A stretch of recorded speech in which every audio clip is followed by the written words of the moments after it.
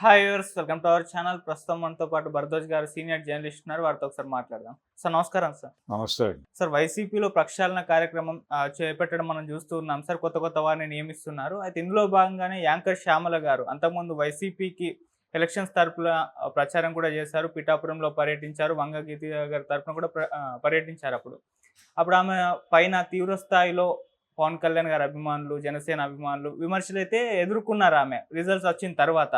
ఇప్పుడు ఆమెను తీసుకొచ్చి అధికార ప్రతినిధిగా చేశారు, వైసీపీ అధికార ప్రతినిధిగా. మరి నిర్ణయం జగన్మోహన్ రెడ్డి గారు తీసుకోవడం పైన మీ ఒపీనియన్ ఏ విధంగా చూస్తారు? జగన్మోహన్ రెడ్డి గారు ఆయన పార్టీలో ఎవరిని ఏ పదవిలో ఉంచాలి అనేది ఆయన నిర్ణయం. ఎందుకంటే ఆయన పార్టీ అది. సో దాని మీద అభిప్రాయాలు చెప్పే హక్కులు ఎవరికీ లేవు. ఎందుకు చేసి ఉండొచ్చు అంటే, ఒకటి, రోజుకొక స్పెక్యులేటివ్ స్టోరీ సర్క్యులేట్ అవుతోంది వైఎస్ఆర్సిపి మీద. రకరకాల వార్తలు అంటే, ఒక 2-3 డేస్ బ్యాక్ ఒక పుకారు నడిచింది, సజ్జల రామకృష్ణారెడ్డి అవుట్ అని, ప్యాలెస్లో కాలు పెడితే చంపేస్తా అని ఆ తరహా హెడ్డింగులు పెట్టి వార్తలు సర్క్యులేషన్ జరిగిందన్నమాట వాస్తవం. అంటే వీళ్ళు ఎవరిని దూరం చేయాలనుకుంటున్నారో జగన్మోహన్ రెడ్డికి, వాళ్ళని దూరం అయిపోయినట్టుగా వార్తలు రాసి ఆనందపడటం అనేది జరుగుతోంది. ఇలాంటి వాతావరణంలో ఇప్పుడు శ్యామల గారు ఆవిడని అధికార ప్రతినిధిగా ప్రకటించటం అనే దాని మీద ఒక స్పెక్యులేషన్ ఏం మొదలవుతుంది. ఇప్పటిదాకా మాట్లాడుతున్నటువంటి చాలామంది మాట్లాడటం లేదు. అంటే జనరల్గా వైఎస్ఆర్సిపి మీద ఎవరు ఏం మాట్లాడినా స్పందించేటువంటి గళాలు కొన్ని ఉండేవి. ఇటీవల కాలంలో కూడా రెగ్యులర్గా స్పందిస్తున్నటువంటి గళాలు కొన్ని కనిపించడం లేదు, వినిపించడం లేదు. ఉదాహరణకు పేర్ని నాని గారు రెగ్యులర్గా మాట్లాడతారు. ఆయన అడపాదడపా సెలవు ప్రకటిస్తున్నాడు.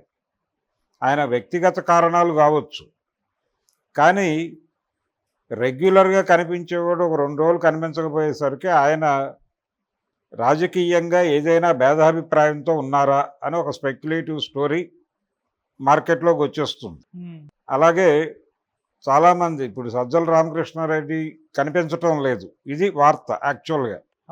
ఎందుకు ఆయన మెయిన్ స్ట్రీమ్లో కనిపించడం లేదు? రెగ్యులర్గా ఆయనే స్పందించేవాడు కదా.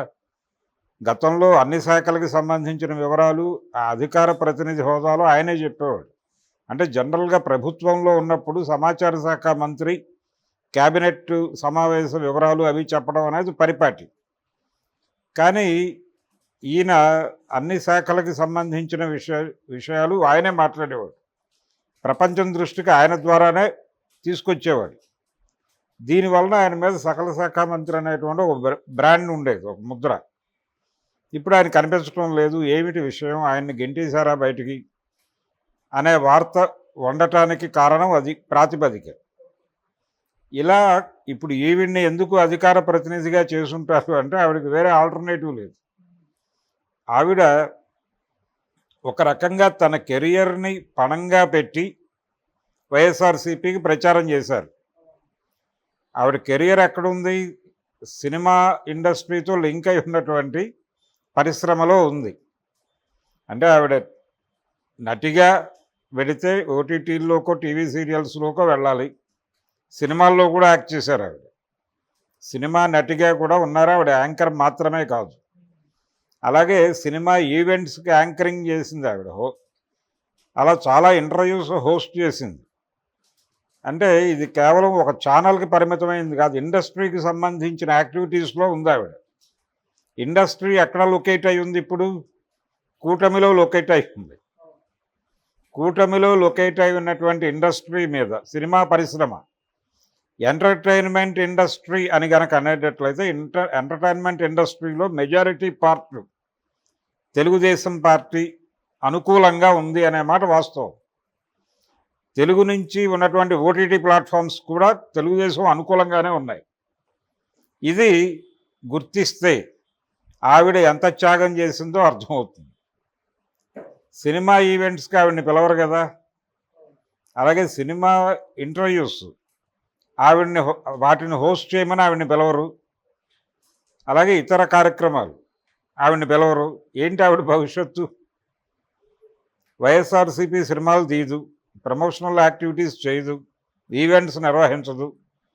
సో ఆవిడ ఏం చేయాలి? ఆవిడకు ఉన్నటువంటి ఒక ట్రాక్టివ్నెస్ ఉంది. ఆ ట్రాక్టివ్నెస్ ఆధారంగా ఆవిడ జీవితం నడుస్తుంది. సో ఆవిడ శక్తిని ఎక్కడో చోట వినియోగించాలి కదా. అందుకని అంటే ఇప్పుడు ఆవిడని పట్టించుకోకపోతే ఏమవుతుంది? ఆవిడ టోటల్గా ఐసోలేట్ అవుతుంది. ప్రజల ముందు నుంచి ఐసోలేట్ అయ్యేటువంటి కండిషన్ ఆవిడది. అలా అదృశ్యం కావటం అనేది ఇబ్బందికరం.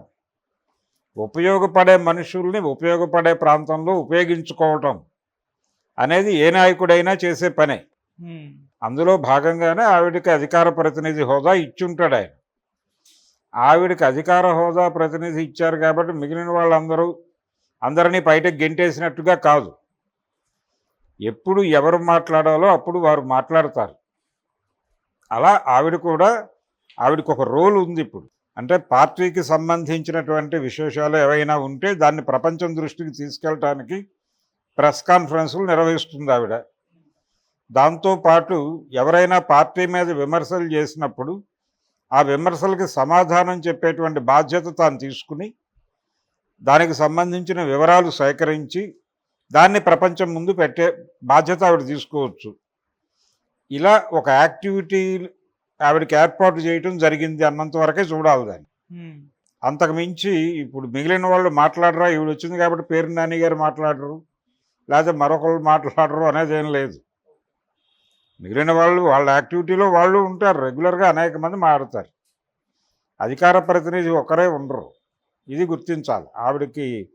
ఆవిడకి బాధ్యతలు ఇచ్చాక మిగిలిన వాళ్ళందరినీ తక్కువ చేయటం కాదు. అది ఆవిడకి ఒక రెస్పెక్టెడ్ ఏరియాలో ఒక బాధ్యతలు, ఆవిడ రెగ్యులర్గా ఒక యాక్టివిటీలో ఉండటానికి అవకాశం కల్పించారు. ఆవిడ చేయటానికి ఇష్టపడేటువంటి పని అది.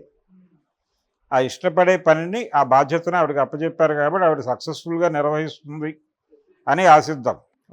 రెండోది, ఆవిడ ఆ రోజుల్లో కూడా చాలా యాక్టివ్గా పార్టిసిపేట్ చేయటమే కాదు, తన మీద ట్రాల్స్ జరిగినాయి విపరీతంగా. ఈ ట్రాల్స్ అన్నిటినీ తట్టుకుని నిలబడింది ఆవిడ. అంటే ట్రాల్ కల్చర్ ఉంటుంది అనేది యాక్సెప్ట్ చేశారు. ఆవిడ మాట్లాడిన ప్రతి మాటని ట్రాల్ చేశారు. ఈ ట్రాల్ చేసింది ఎవరు అనేది ఆవిడకి తెలుసు. తనకు ఎవరైతే ఉపాధి కల్పించాల్సి ఉన్నారో వాళ్ళే ఈ ట్రోల్ ఏజెన్సీలందరికీ ఫైనాన్స్ ఇచ్చింది, ఫండ్ చేసింది. సో తిరిగి ఆ ఏరియాకి వెళ్ళదు ఆవిడ. అంటే అక్కడ కేవలం యుద్ధమే ఉంది ఆవిడకి. లేదు, ఆవిడ సరెండర్ అవ్వాలి. అందుకని ఆవిడకు ఒక అవకాశం కల్పించారు. అక్కడ వరకు ఆవిడ